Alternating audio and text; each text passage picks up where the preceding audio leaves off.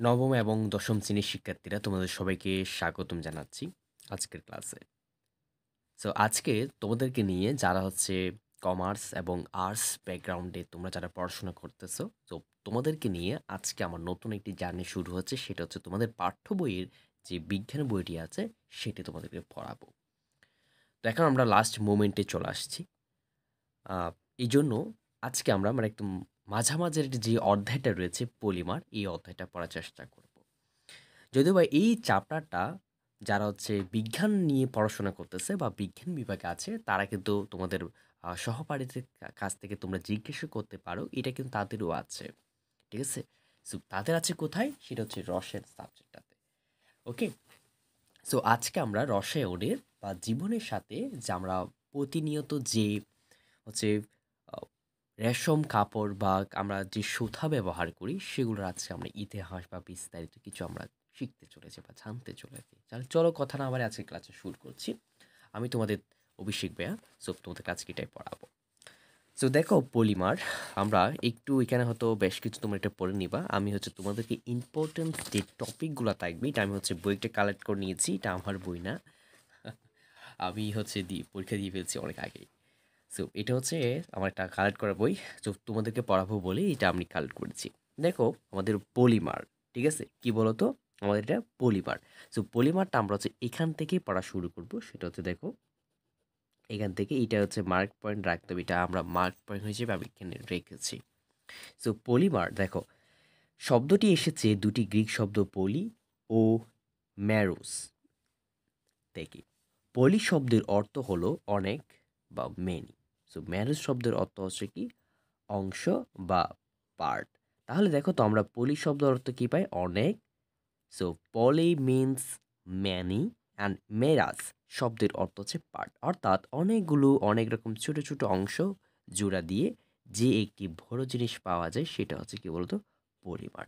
এক্ষেত্রে এখানে যে ছোট ছোট অংশ বলেছে এগুলা কিন্তু অণু দিয়ে তৈরি হবে, আমরা পরবর্তীতে এটা আমরা জানবো। ঠিক আছে? Okay fine. সো ছোট ছোট অংশ জোড়া দিয়ে যে একটি বড় জিনিস পাওয়া যায় সেটি হচ্ছে পলিমার। সো তোমরা একটা লোহার শিকলের কথা চিন্তা করে দেখো তো, লোহার ছোট ছোট অংশ জোড়া দিয়ে একটি বড় শিকল তৈরি হয়, অর্থাৎ বড় শিকলটি হলো এখানে পলিমার।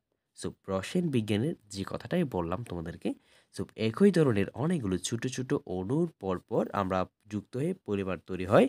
যে ছোট অণু থেকে পলিমার তৈরি হয় তাদেরকে বলা হয় মনোমার। এখন জাস্ট খেয়াল করো, যেমন আমরা যে পলিমারটা দেখব, পলিমার, ঠিক আছে, এখন পলিমারটা তৈরি হওয়ার জন্য আমার অনেকগুলা ছোট ছোট অণু লাগবে। অনেকগুলা কি লাগবে বলতো? অণু লাগবে, রাইট? এখন এই অণুগুলাকে বলা হয় মনোমার। এই কথাটাই বলছে, এই অণুগুলাকে কি বলা হয়? মনোমার বলা হয়। সো আমরা যে পলিথিনে ব্যাগ ব্যবহার করি তা হলো ইথিলিন। তাহলে কি বলতো? ইথিলিন নামে মনোমার থেকে তৈরি পলিমার। সো এখন দেখো, আমরা যে প্লাস্টিকের ব্যাগটাই ব্যবহার করি সেটা কোন মনোমার দিয়ে তৈরি? তোমাদের প্রশ্ন আসতে পারে। সেটা হচ্ছে আমাদের ইথিলিন নামে মনোমার থেকে আমরা পলিমার কি হয় বলতো তৈরি হয়। সো একইভাবে আমরা যে পিবিসি 5 ব্যবহার করি সেটা হচ্ছে কি বিনাইল ক্লোরাইড। এই যে বিনাইল ক্লোরাইড নামে মনোমার থেকেই তৈরি পলিমার। একটা কথা মাথায় রাখো, এখানে কিন্তু আমরা মনোমারকেই পাবো। সো দেখো আমরা এখানে পলিথিনের যে ব্যাগটা, এটা হচ্ছে আমাদের মনোমারটার নাম কি? পলিমার তো অবশ্যই হবে। এই যে আমাদের অণু যেটা, অর্থাৎ আমরা মনোমার যেটা ব্যবহার করছি পলিথিন ব্যাগ, ওটার মনোমার কি? ওটার মনোমার হচ্ছে ইথিলিন।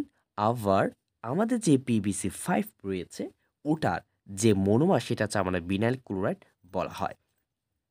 তবে সব সময় একটি মনোমার থেকে কিন্তু পলিমার তৈরি হবে এমন কোনো কথা নেই। সো একের অধিক মনোমার থেকেও পলিমার তৈরি হতেই পারে। যেমনটা দেখো বৈদ্যুতিক সুইচ বোর্ড বা বৈদ্যুতিক সুইচ হলো, সেটা হচ্ছে বাকেলাইট নামে একটি পলিমার থেকে তৈরি হচ্ছে। সো আমি যেটা ধারণা করতে পারছি, তোমরা হচ্ছে এই জাস্ট বক্সটা মার্ক করে এখানে এমসিকিউ লিখে রাখো, অর্থাৎ তোমার এই বক্সটা এমসিকিউর জন্য খুবই খুবই গুরুত্বপূর্ণ। ওকে, ওকে ফাইন। এবার চলো আমরা আরেকটু সামনে এগোই। আহ, না, এখানে আর তেমন ইম্পর্টেন্ট দেখতে পাচ্ছি না, এখানে এটা পড়া শুরু করছি তাহলে। সো পলিমারের প্রক্রিয়াকরণ। এখন তোমাদের মনে প্রশ্ন আসতে পারে কেন আমি বই থেকে পড়াই। তুমি ভিডিও শেষ পর্যন্ত বা আজকে ক্লাসটা তুমি যখন দেখবে তখন তুমি নিজেই বুঝতে পারবে কেন আমি আসলে বই থেকে পড়াই। আমার প্রিভিয়াস ক্লাসগুলো হচ্ছে যারা করেছে বা করে তারাই জানে মানে আমি কেন বই থেকে হচ্ছে পড়াই। এখন অনেক দেখা যায় যারা হচ্ছে বই পড়ে না, ক্লাস করে। ওকে ফাইন, আমি ক্লাস না করতে বলতেছি না, ক্লাস করতে পারবা। বাট তাদের বইয়ের সাথে সম্পর্কটা অনেক দূর হয়েছে। সো যার কারণে আসলে পড়াগুলো যে বইয়ের মধ্যেও আছে এটা অনেকে জানি না আমরা। সো দ্যাটস ওয়াই আমি এভাবে বই পড়াই। তোমার ভালো লাগলে অবশ্যই একটা কমেন্টে বলে যাবা, আর ভালো না লাগলে তো নাই। তোমার যেখানে ভালো লাগতো অবশ্যই তুমি সেখানে করতে পারো। এখন দেখো যে পলিমাকরণ প্রক্রিয়া, এখন আমরা যে পরিমাণ সম্পর্কে আমরা শুরুতেই কিছু পাঠ্যাংশ জেনেছি। এখন আমরা জানবো সেটা হচ্ছে কি আমরা পলিমাকরণ প্রক্রিয়া। মনোমার থেকে পলিমার তৈরি হয় নির্দিষ্ট একটি প্রক্রিয়ার মাধ্যমে। যে প্রক্রিয়ার মাধ্যমে মনোমার সংযুক্ত করে পলিমার তৈরি হয় তাকে বলা হয় পলিমাকরণ প্রক্রিয়া। এটা তোমাদের ক এবং শর্ট শর্ট কোশ্চেনে এত ছোট দিবে না, এটা তোমাদের কথে আসতে পারে। এই এই প্রক্রিয়া, যে প্রক্রিয়ার মাধ্যমে মনোমার সংযুক্ত করে পলিমার তৈরি হয় তাকে আমরা পলিমাকরণ প্রক্রিয়া বলছি। ছোট্ট করে তোমাদের একটু দেখাই তাহলে। মনে করো এটা তোমার মনোমার, তুমি একটা বস্তু প্রস্তুত করতে চাচ্ছ। সো একটা মনোমারের সাথে আরেকটা মনোমার অবশ্যই যুক্ত হবে। কি বলেছিলাম, এই যে অণুগুলা, এখন আমরা অণুগুলোতে অণু বলবো না, এগুলোকে বলা হবে আমরা মনোমার বলবো। সো একটা মনোমারের সাথে আরেকটা মনোমার, এই যে প্রক্রিয়ার মাধ্যমে তারা যে সংযুক্ত হচ্ছে ওটাকে বলা হয় পলিমাকরণ প্রক্রিয়া। সাধারণত পলিমা মানে পলিকরণে উচ্চ চাপ লাগবে বা হাই চাপ এবং তাপের প্রয়োজন হয়। কিসের প্রয়োজন হয় বলো তো? আমাদের তাপের প্রয়োজন হয়। ঠিক আছে?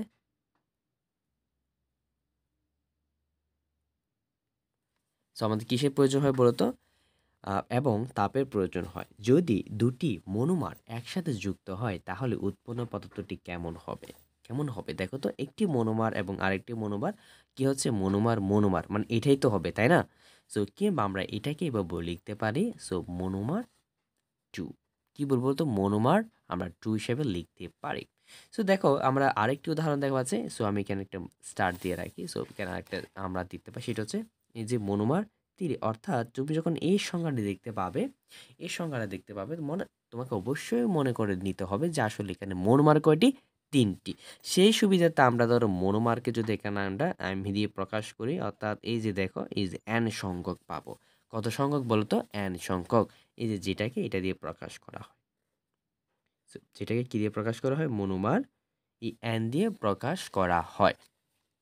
আচ্ছা, এবার একটু জাস্ট খেয়াল করো। সো ইথিলিন গ্যাসকে আমরা কাকে বলো তো? ইথিলিন গ্যাসকে আমরা 1000 থেকে 1200 বায়ুমণ্ডলীয় চাপে এবং 200 ডিগ্রি সেলসিয়াস তাপমাত্রায় উত্তপ্ত করলে পলিথিন পাওয়া যায়। এবং দেখবা এখান থেকে তোমাকে পরীক্ষায় অবশ্যই বিক্রিয়াটা দেবে। এই বিক্রিয়াটা না পড়ে দেখবা যে এই বিক্রিয়াটা তোমাকে অবশ্যই দিবে। ইটস তো ভেরি ভেরি ইম্পর্টেন্ট, এখানে মার্ক করে রাখো। ঠিক আছে?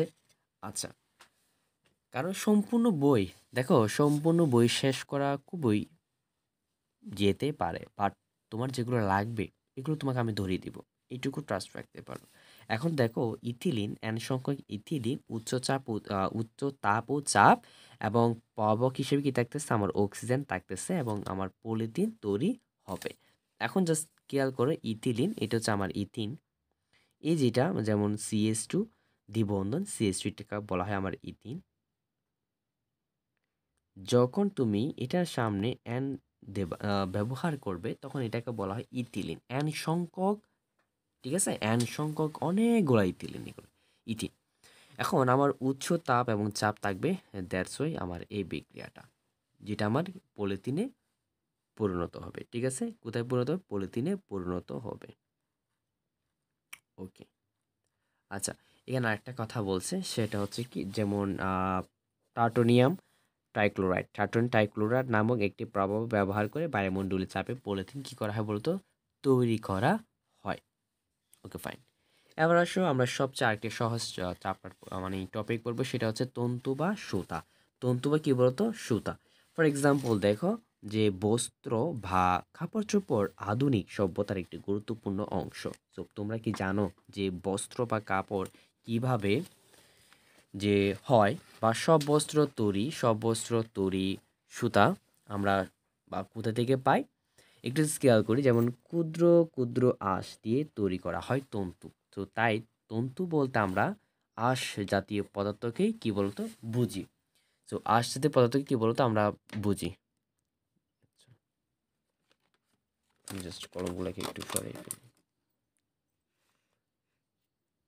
আজকে একটু নতুন একটা জায়গাতে সেট আপ করেছি। সো এই জন্য একটু নড়াচড়া বেশি করতেছে।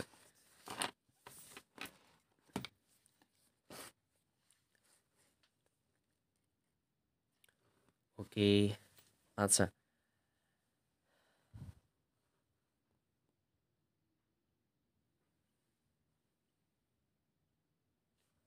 Okay fine. এখন আমাদের অতি প্রয়োজনীয় তন্তু উৎস হচ্ছে কি ২ রকম। আমাদের কয় রকম হয়? ২ রকম। যেমন হচ্ছে কি যে সুতি কাপড় তৈরির জন্য আমরা তুলা ব্যবহার করব। সুতি কাপড়ের জন্য আমরা কি ব্যবহার করি বলতো? তুলা ব্যবহার করি। যেমন আমরা আরও ব্যবহার করি তুলা মানে হচ্ছে কটন আরকি। সো পাট, নিলন, রেশম, পশম, উল, সিল্ক, অ্যাসবেস্টস, দাপট, তন্তু ইত্যাদি এগুলো হচ্ছে আমরা প্রকৃতিতে পাওয়া যায়। এগুলোকে বলা হয় প্রকৃতির তন্তু। এটা দেখবা প্রকৃতির তন্তু কাকে বলে? মানে এটা তোমাকে তোমাকে দিতে পারে বা সাথে, সাথে হচ্ছে তোমার শর্ট কোয়েশ্চেন যেগুলো আছে ওইখানেও দিতে পারে এগুলা। দেখো, অন্যদিকে যেমন পলিস্টার, রেয়ন, তারপরে ড্যাক্রন, নাইলন ইত্যাদি এগুলোকেও বিভিন্ন পদার্থের রাসায়নিক বিক্রিয়া দ্বারা কৃত্রিম উপায়ে তার মানে এগুলো হচ্ছে কি বলতো? কৃত্রিম তন্তু। কি তন্তু বলতো? কৃত্রিম তন্তু। এই পার্টটা থেকে তোমার এমসিকিউ আসার পসিবিলিটি আছে। আচ্ছা। এবার দেখো যেমন আমরা এতক্ষণ ধরে তো আমরা প্রাকৃতিক পেলাম, তাই না? প্রাকৃতিক পেলাম, তাই তো? তো প্রাকৃতিক ছাড়াও যে আমরা উদ্ভিদ থেকেও পেতে পারি, মানে প্রাকৃতিক থেকে পেলাম। এখন উদ্ভিদ ছাড়াও আমরা কোথা থেকে পাচ্ছি দেখো তো? খনিজ তন্তু পাচ্ছি। যেগুলো হচ্ছে দেখো প্রাকৃতিক খনিতেই পাওয়া যায়। কোথায় পাওয়া যায় বলো তো? প্রাকৃতিক খনিতেই পাওয়া যায়। তারপর দেখো অন্যদিকে কৃত্রিম তন্তু আবার ২ রকমের। একটা হচ্ছে সেলুলোজিক্স তন্তু, আরেকটা হচ্ছে নন সেলুলোজিস তন্তু। তো তোমরা জানো যে সেলুলোজ হলো এক ধরনের শুষ্ক আঁশযুক্ত পদার্থ। আমরা এই সেলুলোজটা যারা হচ্ছে বিজ্ঞান বিভাগের শিক্ষার্থী তারা কিন্তু অনেক বেশি শুনেছো। ঠিক আছে? অনেক বেশি জানো। ওকে? সো এখন দেখো কৃত্রিম তন্তু কয় প্রকার? আমরা জেনেছি ২ প্রকার। একটা হচ্ছে সেলুলোজ তন্তু এবং একটা হচ্ছে নন সেলুলোজ তন্তু। এখন সেলুলোজ এক ধরনের কি বলতো? শুষ্ক আঁশযুক্ত পদার্থ যা দিয়ে উদ্ভিদ এবং প্রাণী কোষ তৈরি হয়। সো রেয়ন, তারপর হচ্ছে এসিটেট রেয়ন, তারপর হচ্ছে বিসকোজ রেয়ন, তারপর হচ্ছে ক্রিপ্রো অ্যানোমোনিয়া রেয়ন এগুলো হচ্ছে সেলুলোজকে নানাভাবে কি করে প্রক্রিয়াজাত করে তৈরি হয় বলে এদেরকে সেলুলোজিস তন্তু বলা হয়। সো আমরা ইম্পর্টেন্ট একটা টপিক পেয়েছি, রাইট? অবশ্যই। তারপর হচ্ছে এগুলো একটু দেখে ফেলবা। সো আমি এদিকে পড়াচ্ছি না, দেখে ফেলবা এগুলো আর কি। নাইলন প্লাস্টিক এগুলো একটু দেখে ফেলবা, যেমন নন নন সেলুলোজ তন্তুগুলো আর ঠিক। ওকে, এখন দেখো তন্তুর বৈশিষ্ট্য ব্যবহার। তন্তুর মধ্যে কি কি রয়েছে? আমরা সুতো ব্যবহার করি, রাইট? সো প্রথমে লুমেন থাকবে। আমি একটু জাস্ট একটু দেখি কি কি ব্যবহার করছে। ওকে, সো এখান থেকে তোমাকে গ ব্যাখ্যামূলক প্রশ্ন দিবে, ঠিক আছে? গ থেকে ব্যাখ্যামূলক প্রশ্ন দিবে। যদি দেখো তোমরা যারা হচ্ছে গাইড বুক বা টেস্ট পেপার নিয়ে আছো, সো তুমি যদি খুলে দেখো মানে এই পাঠটুকু থেকে কোন কোন টপিকগুলা মানে টপিকগুলা মানে প্রশ্ন আছে, যেমন তুলাকে নিয়ে বা তুলা থেকে কী হয় এগুলো যদি ব্যাখ্যা দেয় তাহলে তুমি লিখবা। তারপর আছে দেখো একটু রেশম, আমি একটু দেখাই তোমাদেরকে। যেমনটা দেখো, আর অবশ্যই তোমাদের বই আছে এই জন্য হচ্ছে, হ্যাঁ, দেখো রেশম আছে। সো রেশম দিয়ে যদি তোমাদের যদি বলে এটা ব্যাখ্যা কর তাহলে ব্যাখ্যা করবা। তাহলে দেখো পশম দিয়ে যদি থাকে, যেমনটা হচ্ছে দেখো পশম দিয়ে বা ওল। আমরা রেশম মানে কি? সিল্ক। আমরা যে বলে না মায়েরা বলে সিল্কি কাপড়, সিল্কি কাপড়, তার মানে রেশম মানে কি বললো আমরা? সিল্ক। আর ওল, ওল মানে কি? পশম। ওল মানে কি? ওল মানে হচ্ছে পশম। এবার আরেকটা আছে নাইলং, কি বলতো? নাইলং। তারপর হচ্ছে rayon. So it's the very very important. তাহলে এগুলো একটু দেখে ফেলবা। আচ্ছা, উম, দেখে ফেলবা, একটু জাস্ট খেয়াল করো। এই ২ টা পার্ট। কোন ২ টা পার্ট দেখো তো? এই ২ টা পার্ট। যেমন হচ্ছে রেশম তন্তু থেকে রেশম সুতা তৈরি, এই একটা পার্ট এবং আরেকটা হচ্ছে পার্ট হচ্ছে এটা। একটু ভালো করে তোমাদের দেখে নিতে হবে।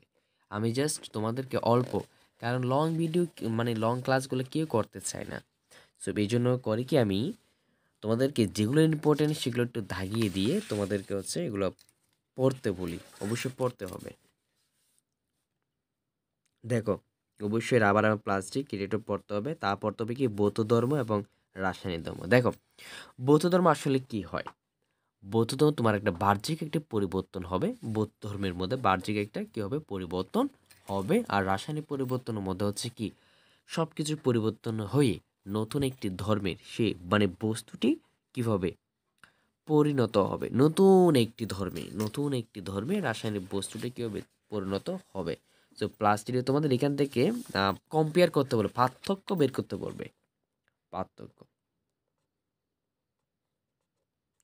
পার্থক্য মানে পার্থক্যটা কাকে বলে একটু শিখে ফেলবা। ওকে, আর এই ছিল সো এই ছিল হচ্ছে একদম আমরা শেষ করে আসছি। এই চ্যাপ্টারটা একটু সহজ, এই জন্য তোমাদেরকে প্রথমে এই চ্যাপ্টারটা দিয়ে শুরু করেছি। তোমরা হচ্ছে একবার এই যে আমি যেগুলো দাগাই দিয়েছি বইতে হচ্ছে দাগানো ওই লাইনগুলো একটু বারবার পড়বা। ওই লাইনগুলো হচ্ছে বারবার পড়লে তোমার হবে কি যে তোমার সাথে এমসিকিউ তোমার হয়ে যাবে। আমি বলবো প্রথমে তোমার বইটা আগে তুমি যতই ক্লাস করো না কেন ভালো। সো ক্লাস করার আগে তোমাকে অবশ্যই বইটা একবার রিভিশন দিতে হবে। যার জন্য হচ্ছে কি রিভিশন দিলে তোমার জন্য এমসিকিউ হলো এবং কগুলো তোমার জন্য তুমি পেরে যাচ্ছ। তারপর দাও তোমার যদি গাইড বোর্ড থাকে সেখান থেকে গাইড বোর্ড থেকে তুমি এগুলো দেখে ফেললা। ওকে, সো এই ছিল আজকের ক্লাস। তোমাদের সবাইকে অসংখ্য ধন্যবাদ। আমার এই ছোট্ট ক্লাসটা করে তুমি যদি একটু উপকৃত হয়ে থাকো অবশ্যই সেটা কমেন্ট করে জানাবে। হয়তো তোমরা অনেকে বলতে পারো যে আহ, সম্পূর্ণ বই কেন পড়ালাম? এখন দেখো, সম্পূর্ণ বই পড়ালে অনেক বড় ক্লাস, কেউ করতে চায় না। সো আমি চেষ্টা করি সামনে যারা প্রিভিয়াস ক্লাস করবা, নতুন যদি কেউ থেকে থাকে অবশ্যই তোমার কাছে ডাউট লাগতে পারে। আমি জাস্ট তোমাকে পয়েন্টগুলো ধরে দিব। যেমন এই পয়েন্টটা দেখো, এই পয়েন্ট হচ্ছে পরিবেশে ভারসাম্যহীনতা, রাবার এবং প্লাস্টিক তোমাদের বলেছিলাম। সো এটা দেখো 2 স্টার দিয়ে রাখছি। তো কোনো না কোনো সৃজনশীল বা কোনো না কোনো বোর্ডে এই ব্যাপারে তোমার প্রশ্ন আসছে। সো এগুলো তোমাকে দেখাই দেবে যাতে তুমি খুব সহজে তোমার যেগুলো লাগবে না তুমি এগুলোই কেন পড়বা? আর তোমার যেগুলো লাগবে এগুলো তুমি না পড়ে কেন পরীক্ষায় যাবে বলো তো? সো এই জন্য হচ্ছে আমি তোমাদেরকে এগুলো দেখাই দেবো। যদি আমার এই দেখানো সিরিজগুলো বা আমার ক্লাসগুলো তোমার ভালো লেগে থাকে অবশ্যই সেটা কমেন্ট করে জানাবে। নেক্সট কোন চ্যাপ্টারটা তোমরা এরকম শর্ট কোয়েশ্চেন সাজেশন বা এরকম ক্লাস চাও। ওকে, সো আমার জন্য দোয়া করবা, তোমাদের জন্য দোয়া থাকলো পরীক্ষার সময় পরীক্ষাটা যাতে একটু ভালো করে তোমরা দিতে পারো।